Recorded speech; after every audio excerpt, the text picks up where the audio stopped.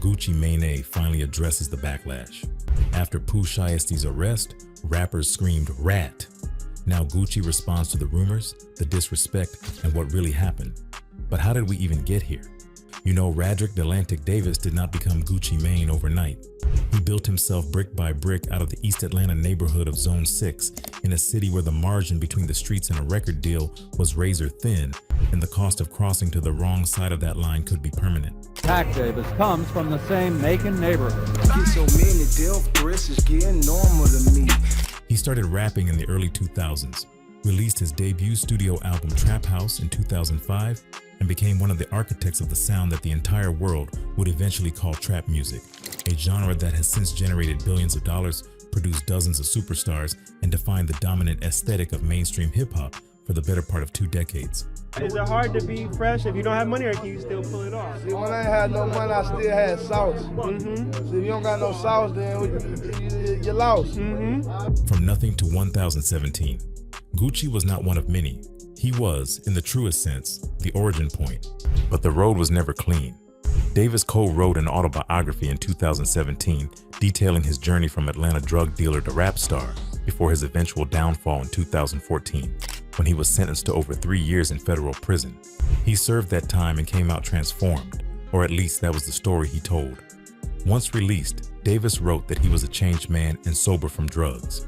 He rebuilt himself publicly, got married, wrote another book, cleaned up his image, and began operating less like a street rapper and more like a CEO.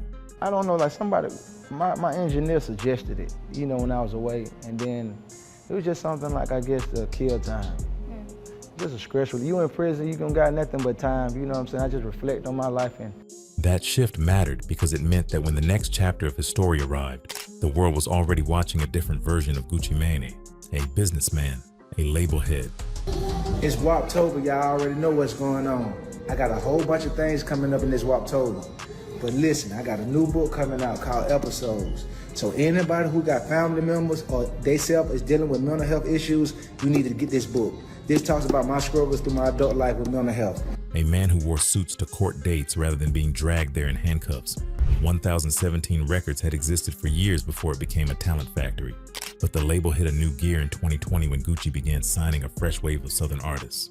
The roster at its peak included Fugiano, Big Scar, Enchanting, Cassidy, Roboy, and one artist who would outshine all of them within months of his arrival. A Memphis rapper born Lontrell Donnell Williams Jr., known to the world as Pooh Shiesty.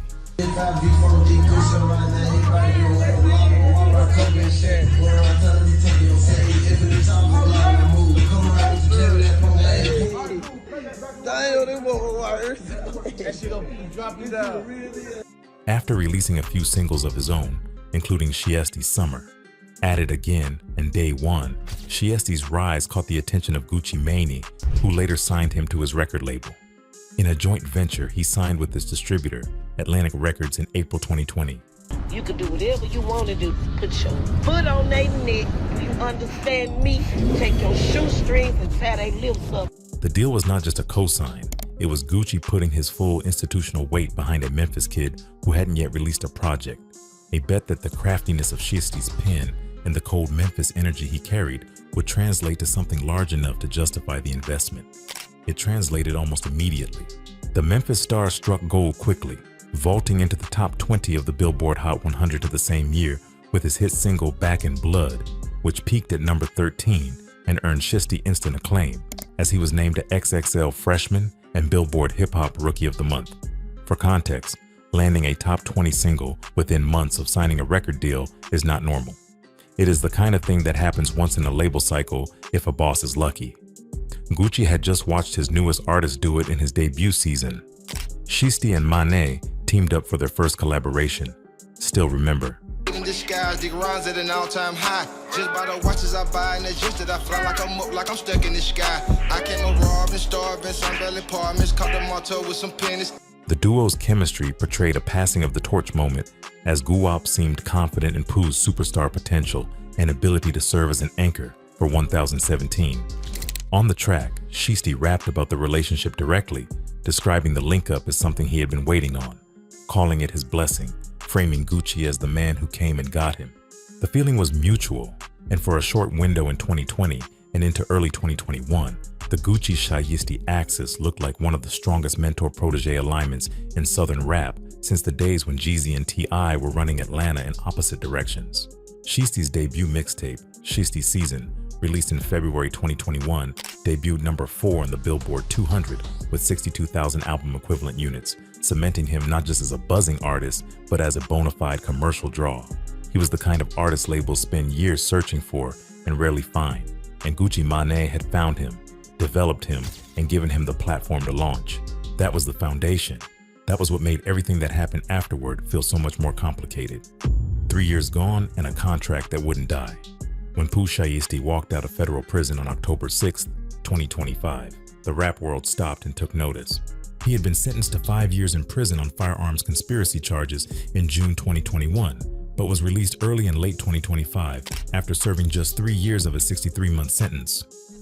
No, you can't be the game, you know it's hard for us to gain some trust. You wanna be the game, you gotta sacrifice your life to us. I put a cap up on my head, no, I can't never go out there. The early release came down to good behavior. 3 years is a long time in hip-hop. Careers rise, careers fall, trends shift, and the audience moves on. For most artists, 3 years behind bars would mean returning to a music landscape that had already moved past them. But Pooh Shiesty was not one of the most popular artists. 2 months after walking free, in December 2025, he dropped FDO, short for First Day Out. The song peaked at number 12 on the Hot 100 and became his highest charting song as a lead artist. It rocketed to number 1 on Billboard's Hot R&B/hip-hop songs and Hot Rap Songs charts. What y'all thought? It's too many people depending on his leadership skills out here for him to be gone. The comeback was not just successful, it was dominant. It sent a message to everyone who had written off the Memphis rapper during his incarceration that Pooh Shiesty had not lost a single step. He was, if anything, hungrier. In a Billboard interview conducted just days after the January 10th incident, an interview whose timing takes on a particular weight in hindsight, Shiesty spoke openly about his relationship with Gucci Mane, saying that when FDO dropped, Gucci Mane applauded the track, saying he went crazy and couldn't believe it. On the surface, the label relationship appeared intact. Gucci still publicly claimed Shiesty as his artist as recently as 2025. Despite everything, Gucci Mane publicly confirmed in 2025 that Pooh Shiesty was still signed to 1017, a statement he shared with TMZ.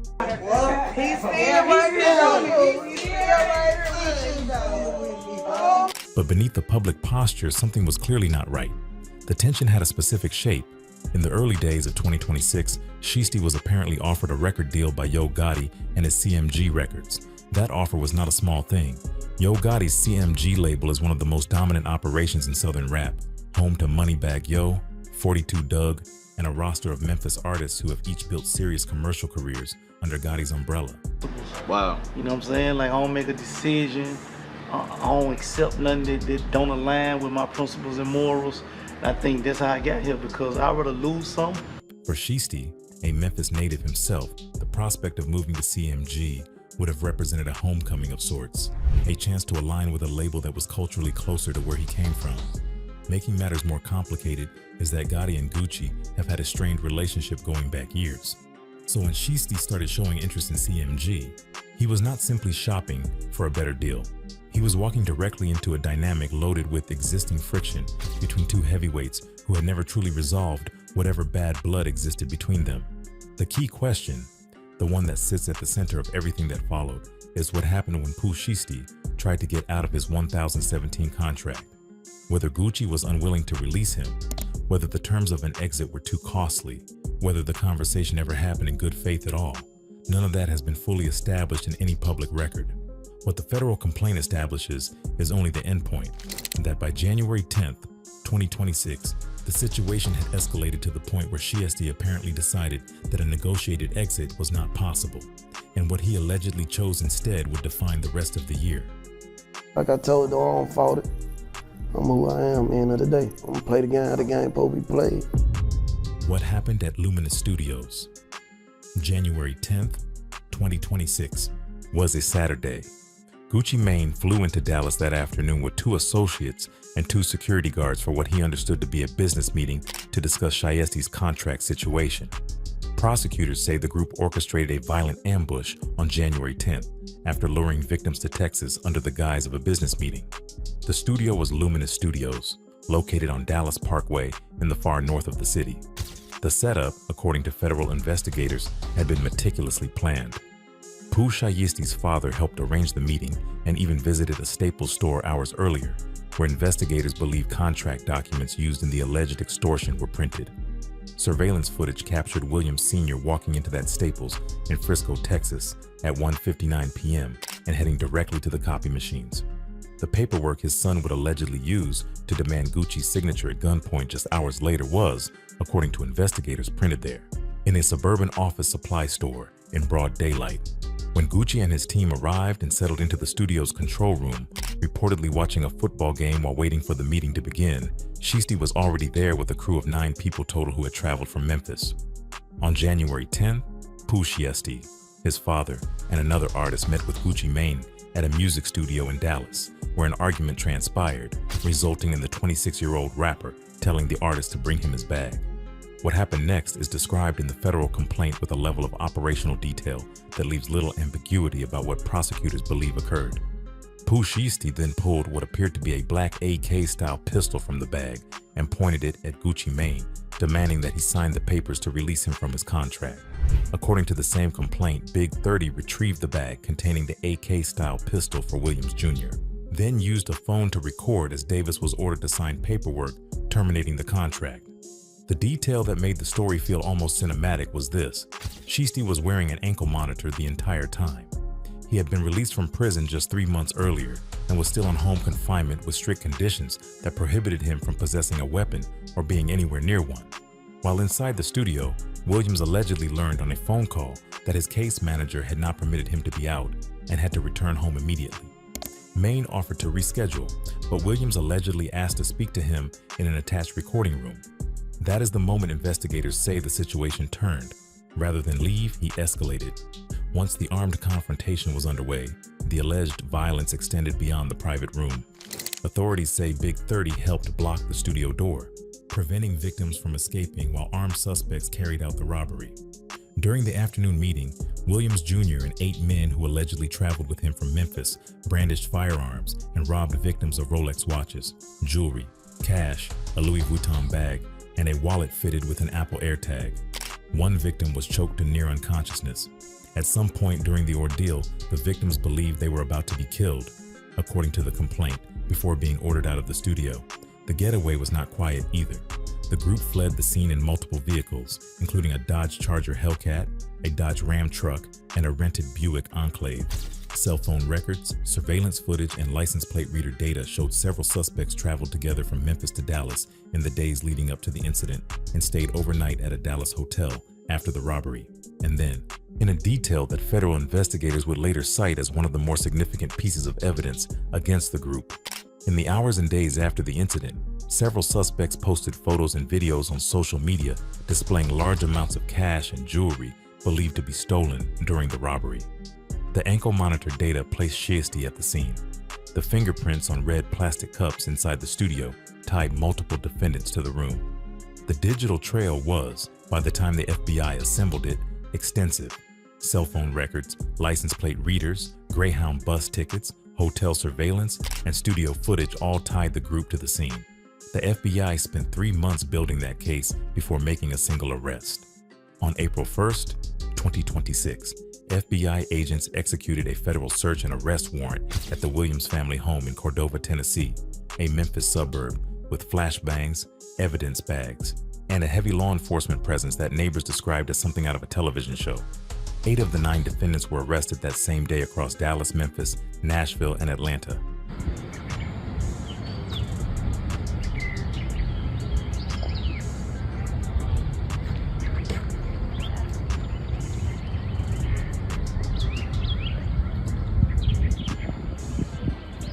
The 9th was apprehended shortly afterward in Atlanta.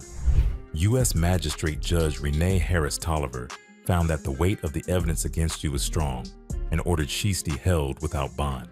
The federal charges, kidnapping and conspiracy to commit kidnapping, carry a maximum sentence of life in federal prison. Pooh Shiesty's defense attorney, Bradford Cohen, did not dispute that his client was present at the studio. He challenged the framing of everything else, arguing that the FBI's 3-month delay before making arrests was itself suspicious. His position: the story is quite unusual, and I think that the FBI knew that. I think the investigators knew that it was unusual, and I think that's why it took so long to make the arrest. The FBI doesn't take 3 months to arrest someone if they believe everything that was said on the night that it occurred. They were involved the first night, and then nothing happened for 3 months. He described the case as a he said situation, and pointedly noted that the FBI had not recovered the contract, any weapons, or any of the stolen jewelry. What the Bureau did have was a mountain of circumstantial and digital evidence and the word of the victims. Whether that is enough to sustain the most serious federal charges will be determined in a courtroom yet to schedule a trial date. Crash dummy, the rat accusations, and what hip-hop is actually debating. On the morning of Friday, April 10th, 2026, exactly 9 days after the FBI arrested Pooh Shiesty at his family's Memphis area home, Gucci Mane released a song. He did not hold a press conference. He did not sit down with a journalist. He went to the studio, linked up with his longtime producer Zaytoven, and recorded a track called Crash Dummy. The title alone was a declaration.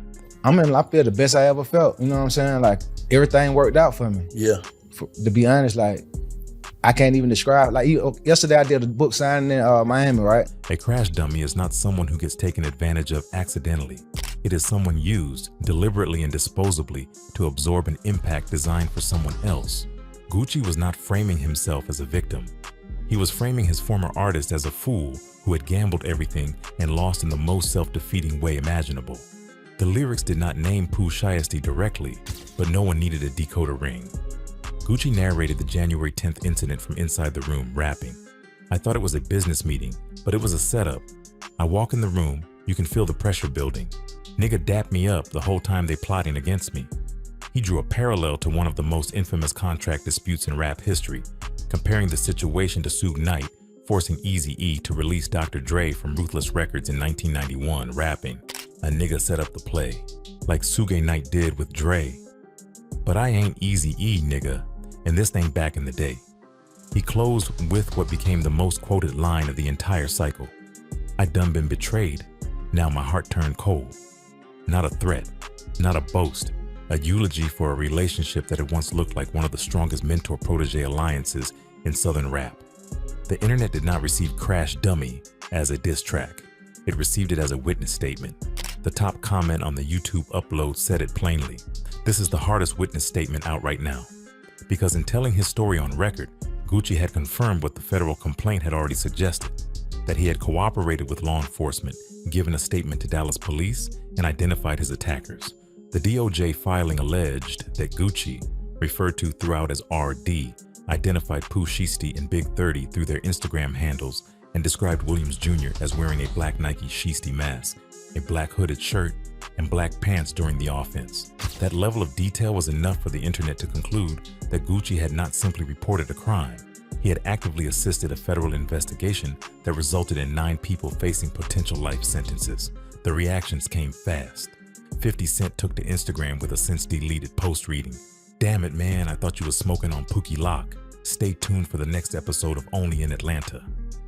The Pookie Lock reference pointed directly to one of the most contested chapters of Gucci's early career, essentially asking how the man doing the identifying could carry the history that he does. Freddie Gibbs delivered the most viral single line of the debate. "Nigga snitched on a Zaytoven beat, that's crazy." 6ix9ine, whose public identity since 2019 has been built around his own cooperation with federal prosecutors, pulled up old footage of Gucci denouncing snitching and said, "So now y'all believe me? I've been literally saying this shit for 5 years. What happened? This you." Asian Doll, a Dallas rapper and former 1017 signee, posted on X, "Free Pooh Shiesty and Big 30 #SnitchK." Moneybag Yo reposted studio footage of himself with Shiesty and Big 30 captioned, "Free Shiest Life, Free Third Ball." Rick Ross offered the most measured take. Gawap most definitely didn't deserve that. And I don't want to see this for the little homie Pooh Shiesty. But in business, you've got to negotiate, my nigga. If you were signed for $100,000 and now you got $10 million on the table, it's time to negotiate. DJ Academics pushed back on the selective framing of the outrage, noting that Gucci was not the only victim who cooperated. It appears that all of these guys cooperated and identified these people as being present during the offense. Singling Gucci out while ignoring the broader pattern, academics argued, was not principled ethics. It was selective outrage. What this debate has forced hip-hop to confront is a question the culture has always sidestepped. What does it mean to be a victim? The no snitching code was built in a context where black men faced a criminal justice system operating without fairness, where cooperation was a survival threat. That history is real, but it was also built around the assumption that those doing the talking were doing so against people who had not harmed them. What happens when the person speaking to investigators was allegedly held at gunpoint by someone he had trusted, invested in, and put money on their commissary while they were locked up? That question does not have a clean answer here, and the discomfort of that is exactly why this conversation has been so loud. Gucci Mane is 46 years old. He no longer lives in Atlanta. He wrote 2 books, got married, and built a legitimate corporate infrastructure around his brand. He is not the same person who built his name in Zone 6 20 years ago. The accusation being leveled at him in 2026 is being leveled at a man who has spent years publicly becoming someone different. Whether the culture is willing to extend him the grace of that change, while still holding him to codes he was expected to honor as that earlier version of himself, is a question nobody in this story has answered. What is confirmed? Pooh Shiesty is in federal custody, facing potential life in prison. His father is in custody. Big 30 is in custody. Gucci gave a statement. He released Crash Dummy. Hip-hop is divided. What is not confirmed is whether any of it holds up in a courtroom, and that belongs to time. 2 men who once rapped about being like Shaq and Kareem are now on opposite sides of a federal proceeding in Dallas. Whatever happens next will not undo what this story has already done to both of them, or to the conversation it has forced an entire culture to have about loyalty, betrayal, and the price of the code. If you made it to the end of this video, you already know what to do. Hit that like button. It genuinely helps this channel more than most people realize. Subscribe if you're not already here, because we break down stories like this one the right way, with the facts, the timeline, and the context that the 2-minute takes on your timeline always leave out. Drop your thoughts in the comments below.